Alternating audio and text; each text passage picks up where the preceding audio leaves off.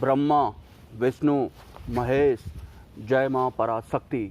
क्या आप भी बागेश्वर धाम सरकार, पांडवकर सरकार, करौली सरकार या फिर कोई अन्य सरकार जो कि पर्चा लिखते हैं वो सिद्धि प्राप्त करना चाहते हैं या फिर कोई अन्य सिद्धि प्राप्त करना चाहते हैं? तो अगर आप मेरे इस वीडियो तक पहुंच ही चुके हैं तो आपको इससे पहले के 14 पार्ट भी जरूर देखना चाहिए, क्योंकि ये भाग 15 है और पिछले 14 भागों में मैं पर्चा लिखने वाली सिद्धि या फिर कोई अन्य सिद्धि या फिर सूक्ष्म जगत के कुछ ऐसे राज जो आज तक मानव सभ्यता को नहीं पता है वो भी बताने लग रहा हूँ। और आज मैं आपको बताऊंगा कि जो ये बागेश्वर धाम सरकार, पांडवकर सरकार, करौली सरकार, प्रेतराज सरकार, आखिर जो भी ये दिव्य दरबार होते हैं, भले ही वो पर्चा लिखते हों या फिर किसी अन्य तरीकों से किसी दूसरे का उतारा करते हैं, भूत प्रेत भगाते हैं, ये अपने दरबार के नाम के साथ सरकार क्यों लगाते हैं? तो सरल भाषा में अगर बताऊं तो एक सरकार तो हमारे इस स्थूल जगत में यानी कि हमारे देश में या फिर अन्य किसी देश में भी चलती है, जैसे कि राष्ट्रपति, प्रधानमंत्री, मुख्यमंत्री, राज्यपाल, उड्डयन मंत्री, रेल मंत्री, डीएम, एसडीएम, मेयर, विधायक, वार्ड मेंबर, एटीसी। तो ठीक उसी तरह जब कोई साधक एक सिद्धि प्राप्त कर लेता है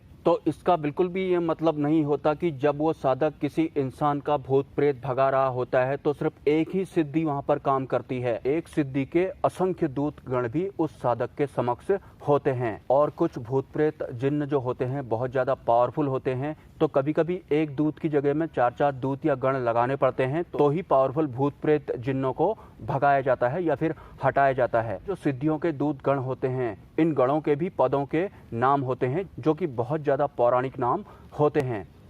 तो ऐसा नहीं होता कि एक ही सिद्धि पूरे दरबार का काम संभालती है। एक तो मुख्य सिद्धि होती है, जैसे कि हनुमान जी, मां पराशक्ति या फिर भगवान शिव। इन उच्च स्तरीय दिव्य शक्तियों का कोई परम भक्त भी उच्च स्तरीय शक्ति ही माना जाता है। जैसे कि स्थूल जगत में राष्ट्रपति जो कि सर्वोच्च पद होता है और उनसे नीचे के पद होते हैं प्रधानमंत्री, मुख्यमंत्री, राज्यपाल, DM, SDM, mayor, ward member इत्यादि। ठीक उसी तरह जो मुख्य सिद्धि होती है तो उसके अंडर में भी बहुत सारे पदाधिकारी होते हैं, क्योंकि कहीं कहीं पर भूत प्रेत इतने ज्यादा शक्तिशाली होते हैं कि सिद्धि का एक गण उनसे मुकाबला करने के लिए कम पड़ जाता है, तो उसके बाद बाकी के गण ऑटोमेटिक आने लगते हैं। तो ये एक तरह से सिद्धियों द्वारा चलाए जाने वाली पूरी सरकार का काम होता है।